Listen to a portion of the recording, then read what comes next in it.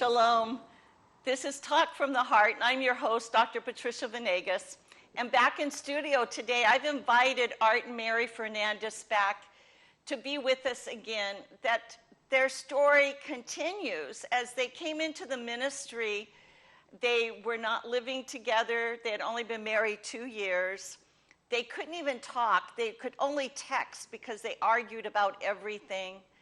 And when they came into the ministry, I asked them, what's going on and what happened in your past? That as we found that we bring baggage into our marriage, that many things happen before we ever walk down that aisle to say, I do, that we have a history from even the time we're born of in our mother's womb, we could be rejected and abandoned, and it sets us on a tailspin throughout life. People passing away, as we heard with Mary's first husband, having children. How many people are a blended family today that either after divorce or after the death of a spouse, that we bring children into the relationship? And sometimes we bring children in when they never even had the other parent, that the other parent was not ever involved.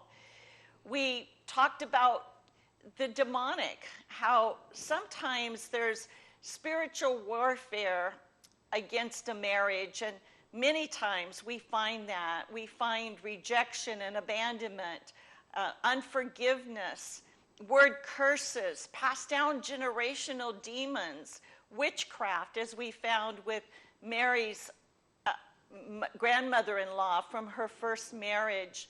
We spoke about so many things with them that really affect our marriage. And remember, marriage is symbolic of Christ in the church. And this is what's on the church today. That how do we love God with all of our heart, our mind, and our soul, and love others as ourself if we don't know who God is? As Art did not have a good representation of his heavenly father because of his earthly father was so abusive. Even though he was raised in a Christian home, he didn't know the love of God. How could he even respond back to God's love if he never even knew who God was or is? How can you surrender your life to somebody that you feel that's angry with you all the time, as Art's dad was with him? So we see that we need to love God with all of our heart, our mind, and our soul, but how do we do that? How do we do that if we really don't know the Elohim of Israel? And then how do we love others if we do not even know what love is? If we don't even love ourselves? If we have such a spirit of rejection and abandonment that puts walls around our heart to keep love from coming in and love from going out, it's very difficult if we don't have love, that we can't give love. I invited Art and Mary back in studio today because after we dealt with inner healing and deliverance for them and dealt with spiritual warfare and curses, we also had to go into their temperament and their love language, because it's so important for us to understand that we're born with a temperament, not temper, but a temperament. And there's 4 basic temperaments that we're a combination of. And when Art married Mary, their temperaments was clashing. And Satan is so clever at attacking us in our weakness, not our strengths. So our temperament taking too far becomes a weakness. There's 4 basic temperaments. They're called choleric, sanguine, phlegmatic, and melancholy. The choleric is a strong-willed temperament, my way or the highway. They have a lot of tenacity to get things done, and they know what they're going to do and how to do it, and they're always right. And so they have no problems with confrontation. The next temperament is sanguine.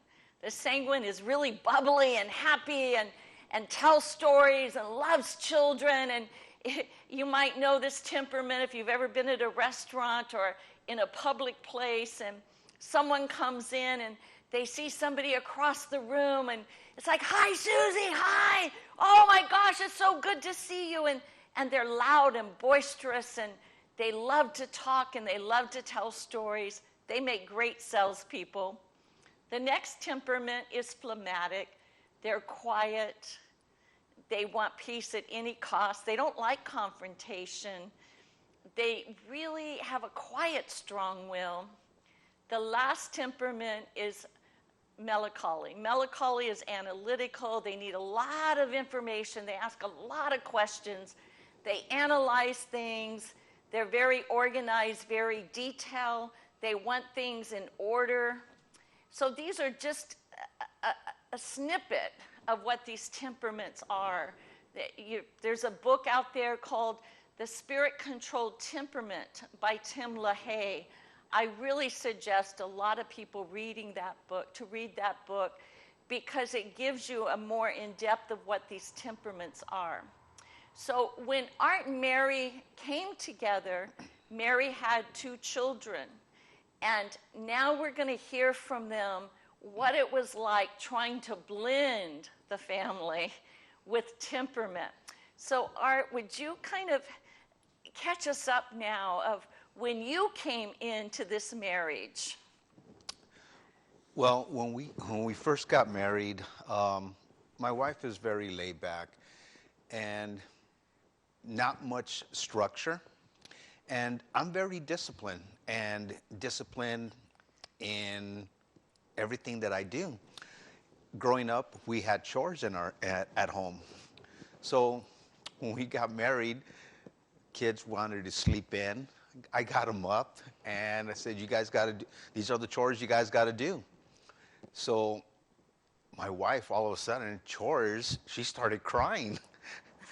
She started crying. She goes, "What are you doing to my kids? You're giving them chores. My poor babies, you're going to ruin them." And earlier we talked, I was just doing it in a very hard way that I was basically like a drill instructor, waking them up, rattling the can, waking them up, "Get up, get up, get up." And if they were like, "What's going on? Why are you getting up at 7 in the morning?" And okay, so I'm letting them sleep in till 8 o'clock. And I felt like if you're sleeping in, you're wasting time. The day's going to go by and you're not doing anything. You got to do something productive. And what I realized, yes, they needed structure. Yes, they needed discipline. But it's just the way I was doing it that was hard. I was breaking them down instead of basically instructing them. The Bible basically talks about instructing your kids and loving your kids. I wasn't being loving. I wasn't being loving in a way to show our son, this is the way you got to do things. Mom's not going to be around. And that was my intention. Was my intention good? I believe it was, but it's just the way I was going about it. And I would tell them, your mom and I aren't going to be around forever. So you got to learn to do things at a very young age on your own. As you know, your dad passed away, but your mom took care of you. Your mom and I aren't going to take care of you for the rest of our life. You got to learn to take care of yourself. Was all that true? I believe it is true, but the way I was doing it was wrong. Do you say that your temperament then was choleric, the strong will, kind of drill sergeant, my way or the highway? Yeah, yes. And, if I saw him crying, I was like, "Man, come on, suck it up. Why are you crying? Do what you got to do." And I wasn't focused on the tears. And it's not that I was being insensitive. I was trying to instruct them on what was important. And I was being insensitive to their feelings. So the choleric temperament, tears don't move them. No. They have an agenda and they have tenacity. And they're going to get the job done because they've got a job to do. And it's too bad for the tears. Just get the job done. So in your temperament, the choleric temperament, it wasn't what you were saying, because the children needed structure and they needed discipline for their character. But you were too hard in the confrontational part, because to them it was just breaking them instead of building them up. That's correct. And as soon as my wife would see them crying, she would come in and huddle over them. It's like, what are you doing to my kids? They're crying. And I'm like, step back. I got it. I go, they're just crying. They're being oversensitive. And all of a sudden, they were crying, and the job wouldn't get done. So I would get very upset, because all you got to do is cry, and it's not going to get done. And I told her, look, Mom, if we don't structure them now and show them the things that are important, we're not helping them. We're not helping them in life. And is all that true? I believe it is, but it's just the way I was going about it. And I'm very disciplined. I'm very structured. So as we understood each other's temperaments, we were able to understand how to speak to each other. Wow, that's huge. So in communication, it's so important that we know each other's temperaments. I know for Reverend Ben and I, we've been married almost 32 years now, and this learning temperaments and love languages, and we're going to talk about love languages later on, but these two things, I believe, really saved my third marriage, because of knowing how to love and how to communicate is so important. And most people pick their opposites. And I think that what happens a lot of times, the choleric doesn't mind confronting, the phlegmatic doesn't like confrontation at all. And then even knowing your children's temperaments is so important, because now I know your children, and both of them have the melancholy temperament, and I believe they even have the phlegmatic temperament. The melancholy temperament gets hurt really easy, just gets destroyed. A lot of times with the choleric parent, the melancholy child can actually have nervous breakdowns, can actually have a lot of mental problems because of the way they were spoken to, the way they were treated, because they don't need that harshness. Words are so important to them. So again, it's not what you say, but how you say it, and knowing the temperament of your spouse and your children can just take your whole relationship to a whole nother level. Yes, and that's very true. And it came to the point where the kids would just lock themselves up in the room, not want to come out. And what I was doing, not knowing, I was breaking their spirit down. I was breaking their spirit down to where they were just mentally they were disconnecting from the family in a point to where they were driving away. They wouldn't eat with us. They wouldn't sit down with us. They wouldn't communicate with us. And that's what it actually does. I heard a story one time about a choleric parent, and he took his teenage daughter in for counseling. And he was so mad at this teenage daughter because she would go to her room and never come out. And he had the choleric temperament, the tenacity, and he had determined, and they lived in a state where it snowed in the wintertime, very, very cold. He was determined that he was going to lower his gas bill. So he put the thermostat at like 58 degrees, and he wouldn't let them raise it. He did crazy things on the front door at putting insulation that you would put in a wall. He nailed it to the front door so no cold could come in through any cracks. And he did the same with some windows. And this young girl would just go to her bedroom and stay in her bedroom all day, wouldn't come out.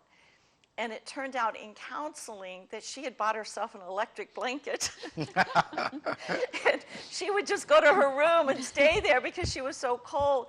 But the father had an agenda. He had an agenda, and he couldn't see that that might have been a little hard for the family, even though, you know, to lower your gas bill is absolutely something that most of us would like to do in the wintertime. But to such a degree, and not care about the feelings of the family or how it sounds to the family or what kind of damage you're doing to the family. And I think what you had mentioned, the kids would go in their room and not want to have anything to do with you, and closing their spirit down.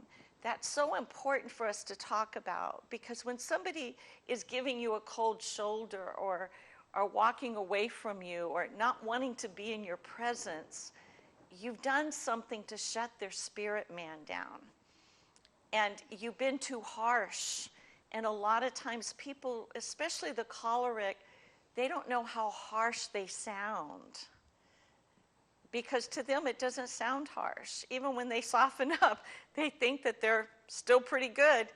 But to other people with different temperaments, that temperament can still sound so harsh and sound like a drill sergeant. Yes, and my wife would tell me, "You're being too hard on them." And I was like, "No, I'm not." I was focused on what they needed to do, what I told them, not how I said it, not what I said, how I said it. And it came to the point where it was really coming in between us, what was happening with the kids. As we talked earlier in our previous session, you know, we had just bought a home in Duarte, but coming together in our new home, once we were separated, you know, I said, okay, we have a home now, but we're all going to have chores because you guys all have your own bedroom, but we need to have chores. And it's not, okay, you need chores, but how I was saying it, that I was breaking them down. Our son, I was telling him, okay, you got to sweep outside, you got to rake the leaves. But I was waking him up early to do that. And I told him, okay, by a certain time, you need to do this, do this, do this. I was giving him a time schedule to do everything. And eventually, I would go back to him, did this get done? No, I'm going to do it tomorrow. Where if he didn't do it, I was ripping his head off because it didn't get done. Again, do I believe children need chores? Absolutely. And one of the things that's helped me, and I guess we're talking about children right now and parenting, but is to ask the child, especially as they get older, say something to the effect like, by 5 o'clock this afternoon, I want this done. And you can pick any time between now and 5 o'clock, and amazingly that works a lot of times. But I think that when our children's spirit has been closed down to us, a lot of times it brings rebellion. It brings depression, it brings anger, it brings resentment, it brings unforgiveness. And so we don't even know what's going on in our children's emotions or their soul realm and how the enemy is really working on them. I even believe it can bring a spirit of murder because there's so much hurt and pain that goes on, especially in a melancholy where they're quiet, they want to conform, but when they've been so wounded, they can really dig their heels in and not give you what you want, just out of rebellion. And so I really think sometimes that the choleric temperament being too hard in a situation can bring rebellion and anger and even a lot of times mental illness, depending on how much that choleric has broken that child down. You had talked about your father, and it sounds like your father was pretty strong-willed. He was very strong-willed, But my mom was the disciplinary. She would actually give us chores to do. And I'll be honest with you, I was always the lazy one. I was always the lazy one. My brother was always helping me out to get it done. I would get tired and I would sit back. But eventually, at a very young age, I started working. And it wasn't my mom that taught me the discipline. It was the first guy that I worked for that taught me the discipline, because I started sweeping a parking lot, and if I didn't do it right, he would make me do it over again. And it came to the point where if I didn't do it right, he wouldn't pay me. And I felt terrible. And he would yell at me, and he was actually in the Army, and he would talk to me as I was in the Army, and he would start yelling at me. And eventually, that taught me the discipline. Then he brought me back it was a Mexican fast food place. Then when I got a little older, he would put me to wash pots and pans at 14 years old. So when I started washing pots and pans, if I didn't wash the pots and pans right, he would make me do all of them all over again. And I was like, this guy's terrible. How could he even be in business? But what I learned, it was the discipline, but I also learned the way he was talking to people. Later on in life, as I got a little older, his communication, the way he was talking to people feared him because the way he would talk to them. They didn't want to get close to him. He had really no relationship with. He had the business skills, but he had no communication with his employees. It was his wife that had the communication. So how did you learn how to parent then? From your mom, your dad, or this man that you thought he taught you how to do things right? So was that ever in the back of your mind when you were now becoming a parent? It was, the discipline part was in the back of my mind. My wife, when we got married, she said, you've always been disciplined. You've always been structured. And I laughed at her because when growing up, I couldn't balance a checkbook. I couldn't hold a job. I had no structure. So she asked my sister, has your brother always been this way? And she said, no, he's never been disciplined. You guys are all disciplined, she said. No, but Art wasn't disciplined. So the fact that I started working at the Mexican place, it really taught me structure. And I had it in the back of my head, I want our kids to have structure in their life. But I believe, since I didn't have a relationship with my dad, I didn't have parenting skills. I didn't know how to be a father. So my dad wasn't loving. My mom was very hard. She was hard, but if you were crying, she would say, oh, don't be a sissy. Why are you crying? Only girls cry. So men don't cry. Wow. And I always heard that growing up. And so if you were crying, I had to suck it up so I wouldn't cry. So when my son was crying because something I told him, and I would tell him, suck it up, princess, don't be crying. Why are you crying? Because of what I'm telling you. Focus on what I'm telling you instead of how I'm saying it. But I really believe that as God started healing our marriage, not only did he heal our marriage, but he taught me how to be a better father. Amen. He taught me he taught me how to love my kids unconditionally. Because when I married my wife, I told her, when I marry you, I'm marrying your kids. And whether they call me father or they don't call me father, I'm okay with it, but I'm still their father.